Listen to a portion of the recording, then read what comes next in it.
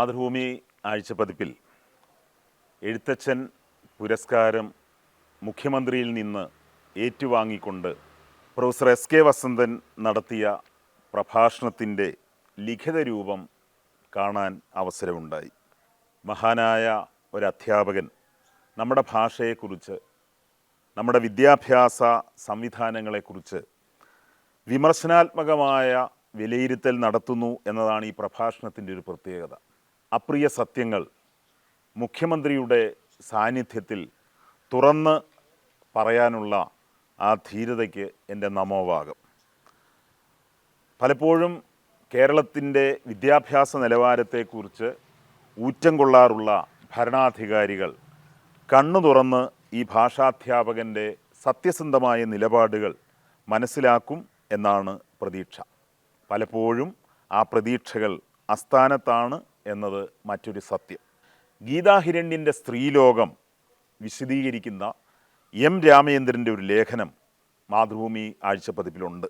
നമ്മെ വിട്ടുപിരിഞ്ഞ, ഒരർത്ഥത്തിൽ അകാലത്തിൽ തന്നെ വിട്ടുപിരിഞ്ഞ അധ്യാപികയായ, നോവലിസ്റ്റായ, കഥാകൃത്തായ, നല്ല ഉപന്യാസങ്ങൾ എഴുതിയ, ഇനിയും വീട്ടാത്ത കടമായി നമ്മുടെ ഓർമ്മകളിൽ നിറഞ്ഞു നിൽക്കുന്ന ഗീതാഹിരണ്യൻ്റെ ലോകത്ത് എങ്ങനെയാണ് സ്ത്രീ സ്വാതന്ത്ര്യത്തിൻ്റെയും സൗന്ദര്യത്തിൻ്റെയും സൂക്ഷ്മ രൂപങ്ങളായി നിറയുന്നത് എന്ന് എം രാമചന്ദ്രൻ തനതായ നിലയിൽ കണ്ടെത്തുന്നു.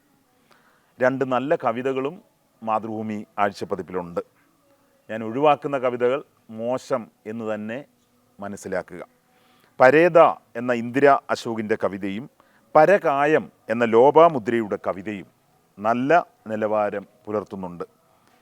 ഇവിടെ ശ്രദ്ധിക്കേണ്ട ഒരു കാര്യം, ഇന്ദിര അശോക് എപ്പോഴും കവിതയുടെ ലോകത്ത് സജീവ സാന്നിധ്യമായി നിലനിൽക്കുന്ന എഴുത്തുകാരിയാണ്. അതിയായൊരു സ്നേഹം വന്നി ചെറുവാതിൽ മുട്ടി വിളിക്കും, കരകവിയും പോലെ കണ്ണുകൾ ജലജാലക പാളി തുറന്നിട്ട് അനിയത്തി എന്ന് വിതുമ്പും എന്ന് ആരംഭിക്കുന്ന ഈ കവിത വലിയ ഓർമ്മകൾ സമ്മാനിക്കുന്ന വിഷാദത്തിൻ്റെയും സ്നേഹത്തിൻ്റെയും നിലാവ് പൊഴിയുന്ന കവിതയാണ് പരേത. ലോപാമുദ്രയുടെ കവിത എപ്പോഴും വളരെ ആദരവോടെയാണ് ഞാൻ നോക്കിക്കാണാറുള്ളത്.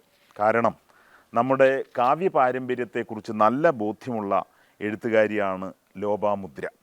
യാത്രകൾ പോകുന്നുണ്ട്, പാതിരാത്രിയിൽ അവൾ ഉറങ്ങാക്കിടക്കയിൽ നെടുവീർപ്പിൽ ആഴുമ്പോൾ എന്നാരംഭിക്കുന്ന പരകായം എന്ന കവിത സ്ത്രീജന്മത്തിൻ്റെ ആകുലതകളെയും ഉത്കണ്ഠകളെയും കാമനകളെയും ഭംഗിയായി അവതരിപ്പിക്കുന്നു. ലോബയുടെ കവിതകളിൽ നിറഞ്ഞു നിൽക്കുന്ന അവൾ ലോബയാണോ, ആകമാന സ്ത്രീത്വത്തിൻ്റെ പ്രതീകമാണോ എന്നത് വായനക്കാർ എപ്പോഴും ശ്രദ്ധയോടെ നോക്കിക്കാണേണ്ട ഒരു വിഷയമാണ്. ഇത്തവണത്തെ കേസരി വാരിക പല നിലകളിൽ ശ്രദ്ധേയമാകുന്നുണ്ടെങ്കിലും നല്ലൊരു കവിത കേസരിയിലുണ്ട്. ഡോക്ടർ അമ്പലപ്പുഴ ഗോപകുമാർ എഴുതിയ നല്ല ഒരു കവിത. അമ്പലപ്പുഴ ഗോപകുമാർ പരിണിതപ്രജ്ഞനായ അധ്യാപകനാണ്, നല്ല ഗവേഷകനാണ്. ഈ കവിതയുടെ ഒരു പ്രത്യേകത, കവിത എന്ന നിലയിൽ ഇത് ഏറ്റവും പുതിയ കാലത്തെ എങ്ങനെയാണ് നോക്കിക്കാണുന്നത്, നമ്മുടെ ചുറ്റുപാടും അക്രമവും അതോടൊപ്പം തന്നെ റാഗിങ്ങിൻ്റെ ക്രൂരതയും ഒക്കെ അതിൻ്റെ എല്ലാ സീമകളും ലംഘിച്ചുകൊണ്ട് കടന്നു പോകുമ്പോൾ, മനുഷ്യത്വ വിരുദ്ധമായി വിദ്യാർത്ഥി രാഷ്ട്രീയം മാറിത്തീരുമ്പോൾ, ചുറ്റുപാടും അക്രമ പേക്കൂത്തുകൾ അരങ്ങേറുമ്പോൾ കാലസ്പന്ദനങ്ങൾ എന്ന കവിതയ്ക്ക് സവിശേഷ പ്രാധാന്യം കൽപ്പിക്കാം.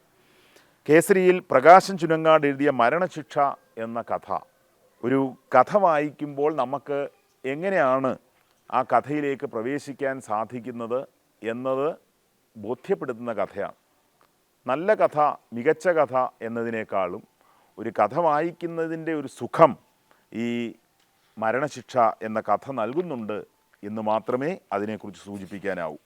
മലയാളം വാരികയിൽ കവിരേഖ, അത് ദേശമംഗലം രാമകൃഷ്ണൻ്റെ പങ്ക്തിയാണ്. ദേശമംഗലം രാമകൃഷ്ണൻ നിരൂപണ മേഖലയിൽ നടത്തിയ ഇടപെടലുകൾ, കവിതയിൽ നടത്തിയ ഇടപെടലുകൾ ഒന്നും നാം വേണ്ടത്ര തിരിച്ചറിഞ്ഞിട്ടില്ല. സത്യത്തിൽ സച്ചിദാനന്ദൻ, കെ ജി ശങ്കരപ്പിള്ള, ആറ്റൂർ രവിവർമ്മ, ബാലൻ ചുള്ളിക്കാട്, അങ്ങനെ 3-4 കവികളിൽ ചുറ്റിക്കറങ്ങിയായിരുന്നു നമ്മുടെ ആധുനിക കവിതയുടെ വിലയിരുത്തലൊക്കെ. അവിടെ ദേശമംഗലം പലപ്പോഴും പിന്തള്ളപ്പെട്ടിട്ടുണ്ട്.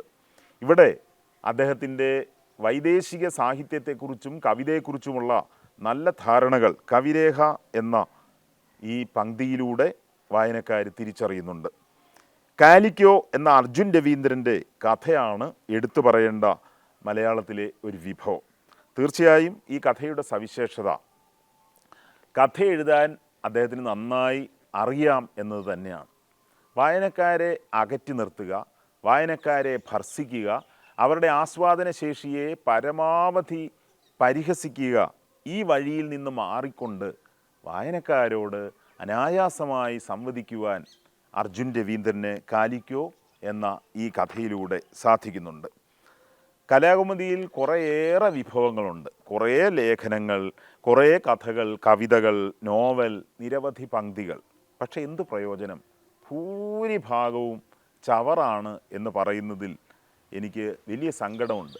ഇടയ്ക്ക് എപ്പോഴെങ്കിലും മഴക്കാലത്തിനും ഇടയ്ക്കൊരു വെയിൽക്കാലം പോലെ നമ്മുടെ ആസ്വാദനശേഷിയെ തീക്ഷ്ണമാക്കുന്ന ചില രചനകൾ പ്രത്യക്ഷപ്പെട്ടാലായി. ഒരു കഥയുണ്ട്, ലക്ഷ്മിപ്രിയ എഴുതിയൊരു കഥ. അതിനപ്പുറം ഒന്നാന്തരമായ കഥയാണ് എന്ന കാര്യത്തിൽ സംശയമില്ല. നമ്മെ ചിരിപ്പിക്കുന്ന, നമ്മെ ചിന്തിപ്പിക്കുന്ന ഷവർമ്മ എന്ന കഥ എത്ര രസകരമായിട്ട്, എത്ര സ്വാഭാവികമായി, എത്രമേൽ ഇന്നത്തെ ഭാഷയിൽ പറഞ്ഞാൽ ക്ലീഷകൾ വെടിഞ്ഞുകൊണ്ട് എഴുതിയ നല്ലൊരു കഥയാണ് ഷവർമ്മ. ആ കഥയുടെ അന്ത്യം അക്ഷരാർത്ഥത്തിൽ എന്നെ പൊട്ടിച്ചിരിയുടെ ലോകത്തിലേക്ക് എത്തിച്ചു. മാധ്യമം ആഴ്ചപ്പതിപ്പും പലപ്പോഴും നല്ല ചില പഠനങ്ങൾക്ക് തുടക്കമിടാറുണ്ട്. ഈ സന്തോഷ് കുമാറും രശ്മി പിയും തമ്മിൽ നടത്തിയ നല്ല ഒരു ഇൻ്റർവ്യൂ സന്തോഷ് കുമാറിൻ്റെ രചനാലോകത്തിലേക്കുള്ള ഒരു നല്ല പ്രവേശികയായി മാറുന്നുണ്ട്. അതോടൊപ്പം രാഹുൽ രാധാകൃഷ്ണൻ പുതിയ തലമുറയിലെ നിരൂപകരിൽ ശ്രദ്ധേയനാണ്.